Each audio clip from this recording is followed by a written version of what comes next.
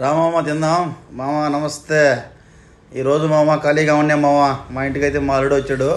వెంటనే చికెన్తో ఏమన్నా చేద్దాం మామ అన్నాడు. సరే మొత్తానికి చికెన్ అయితే తీసుకొచ్చేసి బాగా కడిగేసి దాంట్లో ఒక ఎగ్ వేసాం మామ. తర్వాత దాంట్లో అట్టా ఇట్టా కలిపెట్టేసాం మామ. బాగా మసాలాలన్నీ మాకు తెలిసిన మసాలాలన్నీ వేసాం, మిరప్పొడి వేసాం మామ. బాగా కలిపేసుకున్నాం. ఇంకా దాంట్లో కొద్దిగా కార్న్ పౌడర్ యాడ్ చేసుకొని బాగా కలిపేసుకున్నాం మామ. బాండ్లు పెట్టేసి ఆయిల్ వేసాం మామ. ఆయిల్ వేసి మళ్ళీ కార్న్ పౌడర్లో మళ్ళీ పెట్టి ఒకసారి ఆయిల్లో వదిలినాం మామ. అది ఒక రవ్వ సౌండ్ వస్తూ ఉంది మామ. మాకైతే ఏమవుతుంది, అసలు టేస్ట్ ఎలా ఉంటుంది అనుకుంటా ఉన్నాం మామ. కానీ మామ వేరే లెవెల్లో ఉంది మామ. కలరు నేను ఎక్కడా కూడా చూడలేదు మామ. ఇది ఓన్లీ కేఎఫ్సీ చికెన్ లాగా ఉంది మామ. కానీ మేము చేద్దాము అది కాదు, కానీ ఆ కేఎఫ్సీ చికెన్ లాగా వస్తుంది మామ. అయితే మేము తింటున్నాం ఇప్పుడు మామ. అదిరిపోయింది మామ. ఇగో ఇంకెందుకు లేని మా అల్లు కూడా డేట్ చేయకుండా తినేసాడు మామ. ఒక్కసారి నా వైపు నుంచి బలం ఉందని చెప్పాడు మామ. వెంటనే మా వదిన దగ్గర తీసుకెళ్ళి